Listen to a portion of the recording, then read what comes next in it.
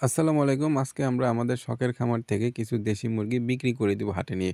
আর বিক্রি করার কারণগুলো আপনাদেরকে একটু পরে বলতেছি। তার আগে বলে নিই আমাদের শখের খামারে আমরা কিন্তু মাত্র ২ টা দেশি মুরগি থেকে প্রায় অর্ধ শতাধিক দেশি মুরগি তৈরি করতে সক্ষম হইছিলাম আলহামদুলিল্লাহ। তো সেখান থেকে হঠাৎ করে কিন্তু একটা রোগে একটা ভাইরাসের কারণে আমাদের অনেকগুলো দেশি মুরগি এবং আমাদের কিছু হাঁস মারা যায়। সেখান থেকে কিন্তু আমরা মাত্র ৪ টা ৫ টা মুরগি আমরা আমাদের শৌখিন মুরগিতে নিয়ে আসছিলাম। মূলত আমরা দেশি মুরগি এবং যত দেশি পোষা প্রাণী আছে এগুলো আমরা ছেড়ে পালন করি। তো সেখান থেকে আমরা অল্প কিছু মুরগি আমাদের শৌখিন মুরগি রাখার কারণে সেই মুরগিগুলো কিন্তু আলহামদুলিল্লাহ বেঁচে যায়। যেটা আপনারা গত ভিডিওতে দেখছিলেন। ৪ টা মুরগি এবং হচ্ছে ১ টা মোরগ। তো এই মুরগিগুলো আমরা বিক্রি করে দিব।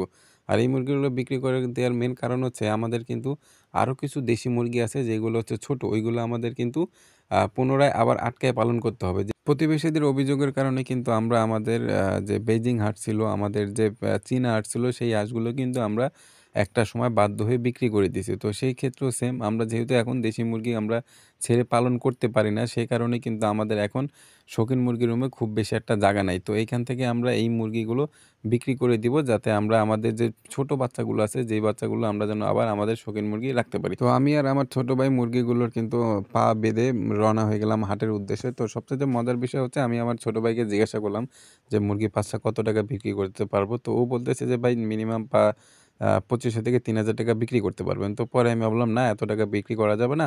তো আমরা হাটে নিয়ে কিছু পাইকারকে দেখালাম। দেখানোর পর পাইকাররা বলতেছে যে, "ভাই ৳২৫০০।" তো আমরা ৳২৫০০ বিক্রি করে দিছি। তো এই যে মুরগির বাচ্চাগুলো দেখতেছেন, এই বাচ্চাগুলোর জন্যই আমরা ওই বড় মুরগিগুলো বিক্রি করে দিছি। বড় মুরগিগুলো আর কিছুদিন থাকলে আমাদের এখানে ডিম পারত। কিন্তু যেহেতু আমরা এখন আর ছেড়ে পালতে পারি না প্রতিবেশীদের জন্য দেশি মুরগি, তো এই কারণে আমাদের এই বাচ্চাগুলো ওই শৌখিন মুরগির রুমে নিয়ে যেতে হবে। যেই কারণে আমরা এই দেশি মুরগির বড় বাচ্চাগুলো বিক্রি করি। মুরগি বেচা শেষ করে আমরা চলে গেলাম ওষুধের দোকানে। আমাদের যে শৌখিন মুরগি এবং মিশরি ফার্মই আছে কিছু, এগুলোর জন্য একটা ভিটামিন কিনতে। তো সেখান থেকে আমরা হচ্ছে থাইবিন এই ভিটামিনটা নিয়ে নিলাম। এই ভিটামিনটার কাজ মূলত এটার ভিতরে B1, B2 আছে। মুরগির হাড়, মুরগির হচ্ছে পাখনা এগুলা হচ্ছে শক্ত রাখতে সাহায্য করে। যেহেতু আমাদের এই মুরগিগুলো একদম উঠন্ত বয়স, এই ফার্ম মুরগিগুলো মাত্র ৩.৫ মাস বয়স। তো আমরা চাই না যে এই মুরগিগুলো কোনো প্যারালাইজ বা কোনো হাড় এই ধরনের কোনো সমস্যাতে পড়ুক। তো এর জন্য আমরা এই ভিটামিনটা নিয়ে আসলাম। আর অনেকে হয়তো ভিডিওতে দেখতেছেন যে আমি থাইবিন মেডিসিনটা কোনোভাবে মাপলাম না। একদম ছিঁড়ে আমি হচ্ছে দিয়ে দিলাম। এটার একটা মেইন কারণ হচ্ছে ভিটামিন একটু কম বেশি পড়লে কোনো অসুবিধা হয় না। আর এটা মনে করেন যে ব্যবহার করতে, করতে আমার একটা মানে অভিজ্ঞতা হয়ে গেছে যে এতটুকু পরিমাণ পাউডার হয়তো ১ গ্রাম বা ২ গ্রাম হইতে পারে।